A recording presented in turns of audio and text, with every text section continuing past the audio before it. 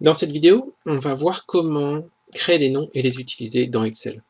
Alors, une plage peut être nommée. Donc ici, le nom qu'on a, c'est C2, qui est bien sûr la coordonnée, donc colonne C, ligne 2. Et on peut nommer une plage. Donc par exemple, je vais sélectionner ces trois cellules-là et je vais les nommer. Ici, ça a déjà été fait. Je clique ici et j'appuie sur Entrée. Ça a nommé cette plage valeur. De la même manière, je vais sélectionner ceci. Je vais l'appeler critère 1.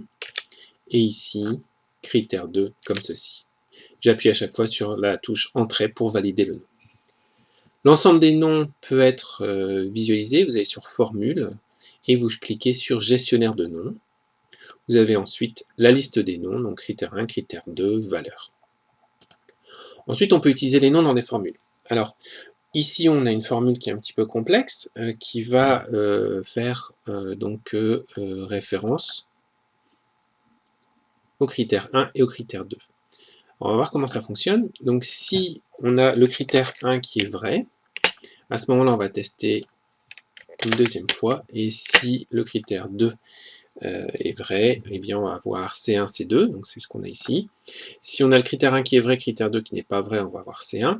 Si on a critère 1 qui est vrai, critère 2 qui est vrai, critère 1 pardon, qui est faux et critère 2 qui est vrai, on va avoir C2 uniquement, puisque C1 est faux. Et ici, on est dans le cas où C1, le critère 1 est faux, et aussi critère 2 est faux, on va retourner rien. Valide par entrée.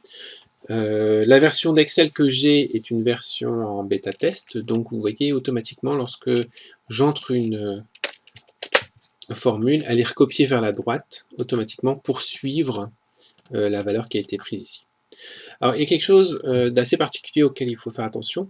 Lorsque vous utilisez des noms, eh bien, ces noms peuvent être utilisés soit directement comme ceci pour faire des tests sur chaque ligne, donc ça, il n'y a pas de souci, soit ça peut être utilisé pour faire un test global. Et là, on veut tester, en fait, est-ce que critère 1 et critère 2 sont tous les deux globalement vrais.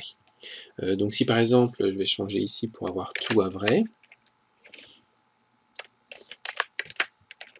voilà, donc là j'ai tout à vrai. Dans ce cas-là, ce critère-là est vrai aussi, puisque les deux sont vrais. Dans ce cas-ci, par contre, on va avoir faux partout. Et alors c'est là où c'est contre-intuitif, c'est qu'ici on va faire le « et » va être appliqué sur l'ensemble de la plage et non pas sur la colonne sur laquelle on est. D'où l'utilisation du « si » imbriqué ici, qu'on n'aurait pas pu faire avec le « et ». Par contre, on peut faire assez classiquement et C4, C3, et D4, D3, et E4, E3, et on recopie vers la droite si on a besoin d'utiliser un et. Voilà, donc je vais présenter cette limitation des noms. Personnellement, j'utilise beaucoup les noms lorsque je les relie à des menus déroulants. Alors comment ça fonctionne? Je vais ajouter un tableau ici, par exemple une liste. Mettons A, B et C. Je sélectionne cette liste, je vais aller dans Accueil, je vais mettre sous forme de tableau. Voici, je valide avec des en-têtes. Maintenant, je vais sélectionner uniquement ceci et je vais appeler ça liste.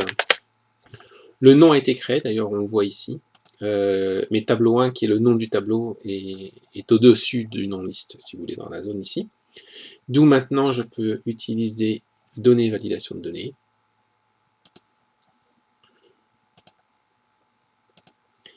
Et utiliser une liste qui va être égale, touche F3 à liste. Je jongle maintenant ABC comme ceci. Je peux taper D. Et automatiquement, la liste a été étendue. Et je retrouve le nom aussi à l'intérieur comme ceci. Donc l'utilisation des noms est extrêmement pratique aussi pour les validations de données. Voilà, j'espère que cette petite explication vous sera très utile. Et à très bientôt. Au revoir.